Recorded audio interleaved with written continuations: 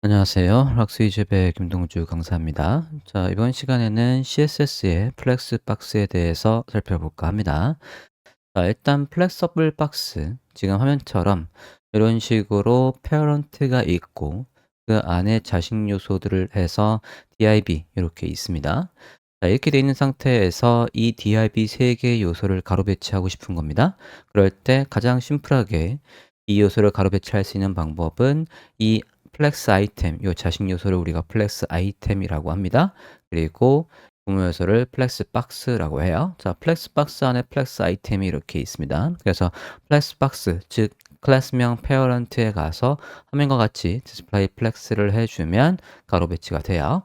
자, 일단은 지금 여기 링크를 타고 가보도록 하겠습니다. 해당 링크는 본 영상의 설명란에 모두 다 게재를 하도록 하겠습니다. 해당 링크를 들어가 볼게요. 자, 링크를 들어와 보시면 화면과 같이 이렇게 HTML이 랩이라고 되어 있고, 조금만 키워볼게요. 자, 랩이라고 되어 있고, 그 다음에 그 안에 div 3개가 있어요. 자, 이 상태에서 지금은 div 요소가 다 블록 요소니까 화면처럼 이렇게 한 블록 한 블록 한 블록을 쓰고 있어요. 그리고 CSS를 보시면 div마다 너비는 100%, 사실 너비가 없어도 되죠. 없어도 div가 블록 요소라서 한 블록을 다 써서 화면에 가로를 다 사용할 테지만 일단 너비를 준 상태고요. 두 번째 거에는 높이를 조금 더 줬어요. 그래서 100픽셀 이렇게 준 상태입니다. 자, 각각 색깔을 다르게 해서 도드라지게 표현을 해주고 있고, 여기에서 이 div 요소를 가로 배치하고 싶은 겁니다. 그러면 요 안에 있는 것들을 플렉스 아이템, 얘를 플렉스 박스라고 했어요. 그래서 부모인 랩에 가서 디스플레이 플렉스 해볼게요. 자, 이렇게 디스플레이 플렉스를 해주면 많은 변화가 있죠. 첫 번째로는 해당 요소가 가로 배치되어 있다. 두 번째로는 해당 요소의 너비가 다 동등하게 잡혀 있다. 그리고 세 번째로는 여기 이 요소요. 두 번째 파란색이 높이가 100이었어요. 그랬더니 이 플렉스 아이템 중에서 가장 높이가 큰, 즉 키가 큰 요소에 맞춰서 다른 요소들의 높이도 똑같이 이 높이에 맞춰서 이렇게 늘어나 있다. 이렇게 높이가 이 요소의 높이에 맞춰서 늘어나 있는 게 특징이 되겠습니다. 자, 이게 가장 기본적인 플렉스의 속성이 되겠어요. 여기에서 앞서 다시 그림 좀 볼게요. 여기에서 부모를 우리가 플렉스 박스라고 했고, 자식 요소를 플렉스 아이템, 플렉스 요소라고 했습니다. 그래서 플렉스 박스에 쓸 수 있는 거, 그리고 플렉스 요소에 쓸 수 있는 다양한 속성들을 이제 학습해 보도록 하겠습니다. 자, 첫 번째로는 플렉스 박스에 쓸 수 있는 것 중에 플렉스의 디렉션을 보도록 하겠습니다. 자, 플렉스의 디렉션 링크 타고 한번 가볼게요. 자, 해당 요소 지금 보시면 앞서와 똑같은 거지만 지금 이렇게 해서 높이는 다 똑같이 잡혀 있어요. 자, 지금 상태에서 여기에 랩에 가서 디스플레이 플렉스를 일단 해볼게요.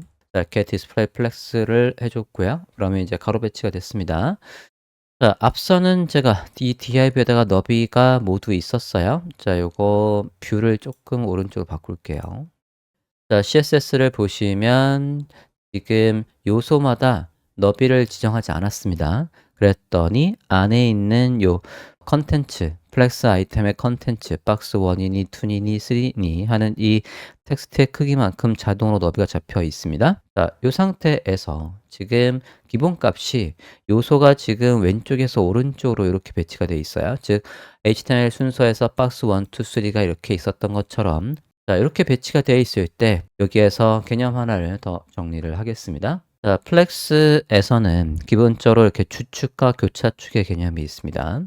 그래서 사실 대단한 게 없는 게 우리가 HTML 작성하면 모든 요소들은 다 왼쪽 상단으로 가고 싶어 하는 특징들이 있어요. 그리고 위에서부터 아래로 채워지는 속성이 있습니다. 요소들이 다 왼쪽 상단에서 차곡차곡 글씨면 글씨대로 옆으로 가는 거고, 블록 요소들은 위에서 아래로 차곡차곡 쌓입니다. 그걸 그대로 도식화한 거예요. 그래서 주축이 이렇게 해서 주축의 방향을 변경한 적이 없다라고 한다면 주축은 이렇게 가로축입니다. 교차축도 마찬가지 변경한 적이 없다라고 한다면 교차축은 위에서 아래쪽이에요. 그래서 지금 이 코드에서 플렉스의 디렉션이 안 썼지만 여기 플렉스의 디렉션이 기본값이 row입니다. 그래서 row가 가로의 의미가 있는 거니까 이렇게 해서 배치가 되고 있어요. 자, 이렇게 돼 있는 거에서 이 방향을 우리가 변경할 수 있어요. row하고 reverse라고 한번 해볼게요. 자, 그러면 화면과 같이 주축의 끝에서부터 지금 주목할 점은 박스 1이 이제 오른쪽 끝에 있다는 거예요. 여기서부터 차곡차곡. 그러니까 요소들이 채워지는 그 방향을 원래는 이 방향이었는데, 즉 주축이 왼쪽에서 오른쪽이었는데 우리가 지금 주축을 이런 식으로 오른쪽에서 왼쪽으로 변경한 거예요. 그러니까 리버스 반대의 뜻이니까요. 이렇게 해서 거꾸로 배치가 되고 있습니다. 자, 이렇게 배치할 수도 있고 얘를 컬럼이라고 바꿔볼게요. 자, 컬럼으로 바꿔버리면 위에서 아래로, 그러니까 지금 이 플렉스의 디렉션은 주축을 바꾼다라고 보시면 돼요. 주축이 이제 이렇게 된 겁니다. 주축이 위에서 아래로 바뀐 거예요. 그래서 주축에서 요소들이, 앞서 우리 그림을 보면 주축의 요소들은 주축의 시작점부터, 즉 왼쪽부터 오른쪽으로 이렇게 배치가 된다. 근데 지금 제가 플렉스의 디렉션을 컬럼으로 바꿨잖아요. 그러면 얘를 이렇게 보시면 되는 거예요. 주축이 이제 이렇게 바뀐 겁니다. 그래서 위에서 아래로 주축의 시작점이 위쪽, 주축의 아래점이 왼쪽 이렇게 된 거예요. 자, 그래서 방향을 이렇게 바꿔본 거고요. 마찬가지 이 방향도 reverse라고 해주면 이제 주축의 방향을 아래쪽에서 위쪽으로, 이거 계속 주축이에요. 주축의 방향이 아래에서 위쪽으로 이렇게 변경된 거다라고 보시면 되겠습니다. 자, 그래서 플렉스에서는 방향이 이렇게 있다. 주축과 교차축이 있다. 주축에서 쓸 수 있는 속성들, 교차축에서 쓸 수 있는 속성들 앞으로 소개를 해볼까 합니다. 자, 이렇게 해서 방향을 지정해 줬고요. 그리고 플렉스 말고도 인라인 플렉스가 있거든요. 인라인 플렉스도 한번 다뤄볼까 합니다. 자, 인라인 플렉스를 다뤄보기 위해서 다시 한번 얘들을 이렇게 지워볼게요. 자, 저는 이제 이 요소가 가운데 있었으면 좋겠어요. 그래서 div에다가 너비를 한번 줘볼까 합니다. 여기에서 디스플레이 플렉스 하면 이렇게 해서 가로 배치가 되는데 저는 랩 자체가 여기에 이렇게 가운데 있었으면 좋겠어요. 이 전체가 이렇게 가운데 오고 싶은 겁니다. 자, 그러면 여러분이 익히 알고 있는 디스플레이 블락과 인라인, 그 두 개를 섞는 게 인라인 블락이지 않습니까? 그것처럼 얘한테다가 인라인 해서 플렉스라고 해주면 이 요소 자체, 이 랩 자체가 글씨 성격으로 바뀌는 거예요. 그러면 우리는 이 랩의 부모한테 가서, 랩의 부모가 바디니까요. 바디에 가서 예를 들어서 이제 앞에 인라인이 있다라는 뜻은 얘가 글씨 성격이 있다라는 뜻이잖아요. 그래서 텍스트 라인 센터 해서 이렇게 해주면 이 자체도 이 랩 자체에 글씨 속성이 있으니까요. 얘가 이렇게 화면의 가운데 올 수 있는 겁니다. 여기에서 텍스트, 글씨 성격이 있는 요소들, 즉 인라인 성격이 있는 요소들을 가운데 배치해라고 했으니까요. 이렇게 해서 안에 있는 랩 안에 div는 의도대로 가운데 배치를 하고 싶고 얘 자체도 인라인 요소의 성격을 가지면서 가운데 오게 하고 싶다 라고 한다면 바디에 가서 이런 식으로 텍스트 라인 센터 하실 수가 있겠습니다. 자, 다음으로 플렉스 랩 속성에 대해서 살펴보도록 할게요. 자, 플렉스 랩 속성을 보고 있습니다. 자, HTML 구조는 지금 예제 다 똑같은 거에서 하고 있고요. CSS를 보시면 지금 부모한테 디스플레이 플렉스라고 되어 있어요. 높이 500 되어 있고 안에 있는 너비들을 지금 제가 위드 100%라고 했습니다. 자, 그러면 일단은 랩에 가서 너비를 한번 줘볼게요. 500이라고 한번 줘보겠습니다. 그러면 제가 랩의 너비를 500을 주고 화면의 가운데 있으라고 했으니까 화면처럼 이렇게 있어요. 그리고는 div 요소에 가서 너비를 제가 200픽셀이라고 한번 해볼게요. 자, 200픽셀, 200픽셀, 200픽셀이면 전체 너비가 600이어야 됩니다. 그러면 부모가 지정한 500보다 넘쳐요. 그런데도 지금 보시면 이 요소가 아래쪽으로 안 내려오고 있어요. 얘가 넘치면 밑으로 떨어졌어야 되는데 기본적으로 플렉스는 이 안에 있는 요소들의 너비가 넓든 좁든 간에 무조건 여기 이 부모의 너비와 높이에 채우려는 속성이 있습니다. 넘쳐도 아래로 내리지 않는다. 내린다라는 게 랩이라고 하거든요. 그래서 내리지 않는다라고 해서 플렉스 랩의 기본값이 아래로 절대로 내리지 말아라. 넘쳐도. 이게 기본값이에요. 그래서 지금 아래로 내려오고 있지 않은 겁니다. 자, 이렇게 상태에서 아래로 내려볼래? 라고 해서 이렇게 보겠습니다. 자, 그러면 아래로 내려가죠. 여기를 이제 100%로 바꿔도 이제 넘치면 아래로 이렇게 내려오는 거예요. 하나하나마다 이제 부모가 만들어준 너비 안에서 다 쓰니까 넘쳐서 내려올 수밖에 없단 말이죠. 그래서 이렇게 잘 내려오고 있습니다. 자, 이렇게 내려올 때 여기에서도 이게 아래로 쌓으라는 건데 쌓으라고 할 때 거꾸로 쌓아라고 할 수도 있어요. 랩의 리버스라고 해볼게요. 자, 그러면 아래로 쌓긴 사태 리버스니까 반대로 됐죠? 원래는 앞서 위에가 박스 1, 2, 3였는데 이제 박스 3, 2, 1으로 해서 거꾸로 이렇게 쌓을 수도 있겠습니다. 여러분이 상황 따라서 뭔가 버튼을 클릭했을 때 요소들의 순서를 바꾼다거나 반대로 할 때 이런 식으로 간단하게 여기에 이 플렉스 랩의 속성을 바꿔서 또는 액티브가 있을 때 이 속성이 바뀌게끔 CSS를 짜 놓으면 그러면 CSS로도 여기 뭐 역순으로 보기 그런 것들 가능하게 되겠습니다. 자, 플렉스 랩 속성까지 살펴봤고 좀 전에 말씀드린 플렉스 디렉션과 플렉스 랩 속성은 한꺼번에 쓰실 수 있어요. 그 한꺼번에 쓸 수 있는 속성이 플렉스 플로우입니다. 자, 플렉스 플로우를 이용해서 두 가지 속성을 한꺼번에 써보도록 하겠습니다. 두 가지 속성을 한꺼번에 플렉스 플로우. 자, 앞서 디렉션과 그리고 방향을 똑같이 한 속성 안에 쓸 수 있대요. 자, 그러면 지금 기본값이 플렉스 디렉션이 플렉스 랩에서 랩이라고 해보도록 하겠습니다. 자, 그러면 아래로 이렇게 해서 내려온 거죠. 이 두 속성을 한꺼번에 쓰실 수 있다. 그래서 주석 처리하고 두 속성을 하나, 플렉스 플로우라는 속성에다가 로의 랩에서 이렇게 한꺼번에 써도 앞서와 똑같은 레이아웃을 만드실 수 있습니다. 다음으로는 우리가 주축에서 요소를 다양하게 배치할 일이 있습니다. 그럴 때 쓸 수 있는 속성이 justify content예요. 자, justify content는 플렉스의 가장 화려한 테크닉이라고 보시면 되겠어요. 그래서 그림으로 먼저 설명을 드리면 자, 우리가 요소를 배치할 때 주축이 있다라고 했었습니다. 주축은 바꾸지 않는 이상 가로라고 했어요. 그 가로축에서 요소들이 기본적으로는 이렇게 주축의 시작점부터 끝점으로 배치되는 게 기본값입니다. 이게 기본값이에요.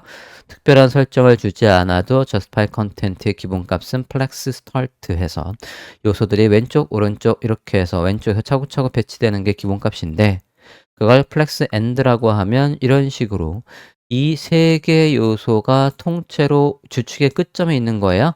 앞서 로의 리버스하고는 다릅니다. 로의 리버스는 1번, 2번, 3번 이렇게 해서 아예 요소들이 역순으로 배치되는 거였지만 얘 같은 경우에는 주축에서 요 덩어리 하나가 있든 여러 개가 있든 그 속성들이 주축의 끝점에서부터 배치가 된다라는 겁니다. 그리고 justify content center에서 이렇게 주축의 가운데에서 사이사이 여백을 알아서 사이사이 여백을 동등하게 이렇게 해서 하나당 양옆의 요소 공간이 동일하게 근데 이렇게 되면 여기 사이는 넓고 여긴 좁으니까 그게 마음에 안 들면 이런 식으로 evenly 해서 동일하게 설정을 하실 수 있다. 한번 확인해 보도록 하겠습니다. 링크를 클릭해서 확인해 볼게요. 자, 지금 보시면 이게 디스플레이 플렉스 해서 플렉스 스타트죠. 기본적으로는 요소가 앞쪽부터 채워진다. 지금 전체 너비가 몇이든 간에 디아비 하나의 너비는 지금 20%로 잡혀 있어요. 자, 이 상태에서 여기 justify content flex end라고 해보면 이 요소가 전체 주축의 끝점부터 배치가 된다. center 하면 가운데 온다 이고요. space between 하면 사이사이 여백을 알아서 양쪽 끝에 배치하고 사이 여백을 알아서 배치해 주고 있습니다. space around 하면 하나의 요소당 양옆에 동일한 공간을 이렇게 잡아준다. 그리고 다 똑같이 하고 싶으면 evenly 해서 이렇게 해주면 요소들 사이사이 공간을 동일하게 잡아준다. 자, 이게 주축에서 요소를 배치하는 거라고 말씀을 드렸습니다. 자, 여기에서 앞서 디렉션과 한꺼번에 쓰면 어떤 걸 만들 수 있냐면 이거 한번 돌려볼게요. 클래스의 디렉션을 컬럼으로 바꿔보겠습니다. 자, 그럼 컬럼으로 바꾸면 이제 주축이 어떻게 되는 거죠? 주축이 위에서 아래로 되는 겁니다. 자, 주축에서 요소를 배치할 때 우리가 이 요소들 얘들한테 하이트도 한번 줘볼게요. 하이트를 50픽셀로 주고, 그리고 부모의 높이는 조금 더 크게 해보겠습니다. 하이트를 뭐 한 400픽셀 해보도록 하겠습니다. 자, 그럼 이렇게 요소가 늘어난 거죠. 여기에서 라인 하이트는 잠깐 뺄게요. 요소의 높이보다 라인 하이트가 크게 돼 있어서 이렇게 했었습니다. 다음에 이 상태에서 주축에서 요소를 여기 이 세 개, 1, 2, 3의 덩어리를 여기에 배치를 하고 싶으면 주축의 끝점에 배치하는 게 앞서 뭐라고 했습니까? justify content 플렉스 end라고 했죠. 그러면 해당 요소가 이렇게 여기 끝에 있을 수 있는 거고, 센터로 하면 당연히 여기 있겠죠. 센터. 이렇게 해서 가운데 배치할 수 있고, 주축의 시작점과 끝점에 배치하고 사이사이 여백은 알아서 해 라고 해서 스페이스 비트윈 이렇게 해서 배치를 하실 수가 있겠습니다. 디자인을 보고 여러분이 이런 레이아웃을 봤을 때 얘를 주축의 방향을 돌리지 않고 할 거냐, 주축의 방향을 돌리고 할 거냐는 여러분이 이제 그때그때 판단해서 작성하실 수 있겠습니다. 주축의 방향을 바꾸지 않고도 저런 레이아웃은 뒤에 속성을 더 배우면 하실 수 있습니다. 자, 그래서 지금 앞서 그림에서 여기에서 플렉스의 방향이 주축이 이렇게 돼 있을 때 주축에서 다양하게 배치하는 게 justify content다. 요거 기억해 주시기 바랍니다. 주축의 방향이 이렇게 돌아가 있어도 마찬가지다. 이렇게 돌아가 있어도 주축은 위에서 아래니까 위에 맞추고 아래 맞추고 사이 여백을 가운데 뭐 알아서 하는 것들은 다 justify content라고 하시면 되겠습니다. 자, 이렇게 해서 justify content까지 살펴봤습니다. 리액트의 프로젝트 등을 개발하는 과정이 관심 있으시다면 2월 개강 예정인 프론트엔드 개발자 과정 도전을 해보시기 바랍니다. 설명란에 해당 영상에 해당 과정의 커리큘럼과 상담 링크가 있으니 확인해 주시면 감사하겠습니다.